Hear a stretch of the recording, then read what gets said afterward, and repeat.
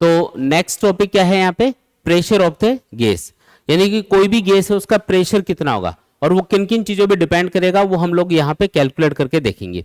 देखो मान लो कि कोई गैस का कोई भी एक कंटेनर है, ये कोई कंटेनर है और इसके अंदर हमने कोई गैस फिल की हुई है।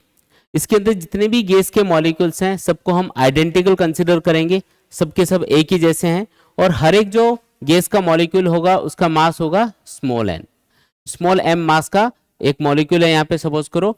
और अभी ये एक्स एक्सिस के अलोंग मूव कर रहा है, ये एक्स एक्सिस है मान लो, ये वाई एक्सिस और ये क्या है यहाँ पे जेड एक्सिस, और ये जाके इस वॉल से टकरा रहा है। जब ये दीवार से टकराएगा मतलब इस कंटेनर की वॉल से जाके टकराएगा तो इसके ऊपर कुछ फोर्स अप्लाई करेगा जिसकी वजह से कुछ प्रेशर डेवलप होगा। ऐसे इसके अंदर बहुत सारे मॉलिक्यूल्स होंगे, सपोज करो इसके अंदर टोटल नंबर ऑफ मॉलिक्यूल्स है एन, ठीक है, और इसके अंदर जो गैस हमने फिल की हुई है उसकी डेंसिटी है सपोज करो रो। अब जब ये गैस के मॉलिक्यूल्स मूव कर रहे हैं तो इनकी वेलोसिटी भी अलग अलग होगी। जैसे मान लो ये मॉलिक्यूल किसी v वेलोसिटी से जा रहा है, v1 बोल देते हैं चलो, ऐसे n मॉलिक्यूल्स इसके अंदर हैं तो n मॉलिक्यूल्स की वेलोसिटी भी क्या होगी, डिफरेंट डिफरेंट होगी, v1 v2 v3 ऐसे अलग अलग वेलोसिटी होगी। तो अगर आपको पूछा जाए कि इस कंटेनर के अंदर जो गैस के मॉलिक्यूल्स मूव कर रहे हैं उनकी वेलोसिटी क्या है, तो उसके लिए हम एक स्टैंडर्ड वेलोसिटी बताते हैं जिसको हम बोलते हैं रूट मीन स्क्वायर वेलोसिटी। क्या बोलते हैं उसको, root mean square velocity. Calculate कैसे करते हैं उसको, रूट मीन स्क्वायर वेलोसिटी, इसको हम VRMS से रिप्रेजेंट करेंगे।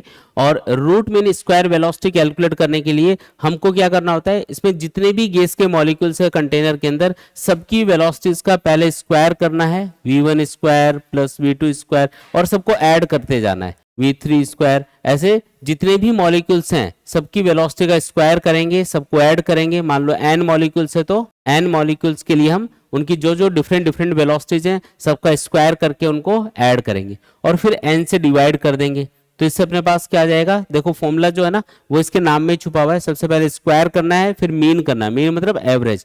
तो ये जो स्क्वायर्ड वैल्यूज है इनका हमने एवरेज निकाल लिया और उसके बाद में रूट, रूट मतलब स्क्वायर रूट यानी कि पावर 1/2 लगा देंगे। तो इसी को हम बोलते हैं root mean square velocity of the gas molecules. तो इसमें जितने भी मॉलिक्यूल्स हैं उनकी रूट मीन स्क्वायर वेलोसिटी आप इस फॉर्मूले से कैलकुलेट कर सकते हो। अब ये जो वेलोसिटी है ये ज्यादातर हमको गिवन होती है क्वेश्चन के अंदर, और हमें पूछा जाता है कि जब ये गैस के मॉलिक्यूल्स जा जाके दीवारों से टकरा रहे होंगे इस कंटेनर की, तो बताओ कितना प्रेशर डेवलप होगा। तो वो जो प्रेशर डेवलप होता है उसका फॉर्मूला आप याद रखो, प्रेशर बराबर होता है 1/3 रो VRMS स्क्वायर। काफी इंपॉर्टेंट फॉर्मूला है।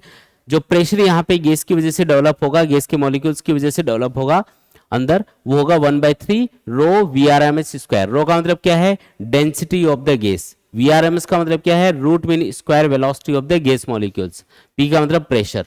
ठीक है, एक तो ये फॉर्मूला है। इसके अलावा हमारे ज्यादातर जो फॉर्मूला काम आता है वो रूट मीन स्क्वायर वेलोसिटी का फॉर्मूला होता है जो कि प्रेशर की टर्म्स में होता है। जैसे यहाँ पे आप क्या लिख सकते हो, देखो VRMS स्क्वायर इक्वल टू आ जाएगा 3P अपॉन रो। तो VRMS क्या आ गया यहाँ से, VRMS equal to 3P upon rho under root. तो ये है रूट मीन स्क्वायर वेलोसिटी का formula in terms of pressure and density of the gas. अब ये वाला जो फॉर्मूला है ये हम यूज नहीं करेंगे, ये तो बेसिक फॉर्मूला है जिससे हम कैलकुलेट कर सकते हैं, लेकिन अलग अलग मॉलिक्यूल की वेलोसिटी कौन पता करने जाएगा, पता ही नहीं चलेगा। बहुत सारे मॉलिक्यूल्स हैं, पहले तो नंबर ऑफ मॉलिक्यूल्स देखो कितने हैं, फिर उनकी वेलोसिटी देखो कितनी है। तो ये वाला फॉर्मूला जस्ट इसकी डेफिनेशन बताने के लिए होता है। बाकी आप ये वाला फॉर्मूला मोस्टली यूज करोगे जब भी आपको root mean square velocity of the gas molecules calculate करना होगा। ठीक है, अच्छा यहाँ पे ये जो P है, P का मतलब क्या है, प्रेशर ऑफ द गैस। हमको आइडियल गैस इक्वेशन के अकॉर्डिंग पता है कि PV इक्वल टू क्या होता है, म्यू RT। म्यू मतलब यहाँ पे क्या है, नंबर ऑफ मोल्स। आप इसको मास के टर्म्स में क्या लिख सकते हो, नंबर ऑफ मोल्स को हम इसको लिख सकते हैं mass of the gas divided by molecular weight of the gas. ठीक है, ऐसे लिख दिया। अब P को मैं हटा रहा हूं यहां से और मैं एक और यहां पे फॉर्मूला बना रहा हूं जो कि टेम्परेचर की टर्म्स में रहेगा रूट मीन स्क्वायर वेलोसिटी का। तो VRMS बराबर आएगा अंडर रूट 3। अब P की जगह आप क्या लिख सकते हो, P की जगह लिखना पड़ेगा, देखो ये जो V है अगर ये इसके नीचे चला जाएगा M के नीचे तो ये बन जाएगा डेंसिटी। तो एक पहले इसको थोड़ा सा सॉल्व कर लेते हैं। V को मैं M के नीचे लिख रहा हूं तो ये बन जाएगा density into R into T divided by molecular weight.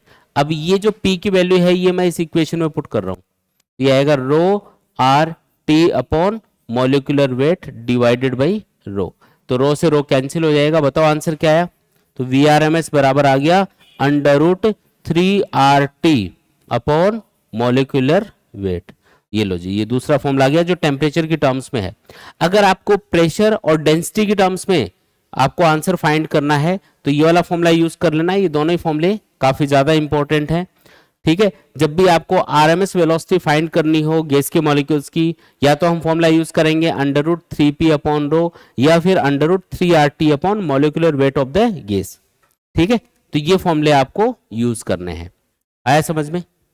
अच्छा, जो गैस के मॉलिक्यूल्स हैं उनकी जो स्टैंडर्ड वेलोसिटी है उसको हम क्या बोलते हैं? Root mean square velocity. लेकिन इसके अलावा भी कुछ और वेलोसिटीज होती हैं, जैसे एवरेज वेलोसिटी, एवरेज स्पीड, इसके अलावा मोस्ट प्रोबेबल स्पीड, है ना, ये भी कुछ वेलोसिटीज होती है। तो इनका फॉर्मूला क्या है वो भी हम लोग देख लेते हैं, कभी कभार उनके ऊपर भी क्वेश्चन बन जाते हैं।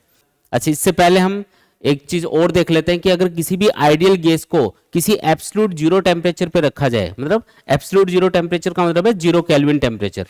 एब्सोल्यूट जीरो टेम्परेचर पे अगर आप किसी भी गैस को रखोगे, अगर आप 0 केल्विन टेम्परेचर के ऊपर किसी भी गैस को रखोगे तो गैस के मॉलिक्यूल्स के पास में कोई भी काइनेटिक एनर्जी नहीं रहेगी। इसका रीजन, क्योंकि आपको अभी मैंने फॉर्मूला बताया था कि गैस के मॉलिक्यूल्स की जो रूट मीन स्क्वायर वेलोसिटी है उसका फॉर्मूला होता है √3RT अपॉन मॉलिक्यूलर वेट।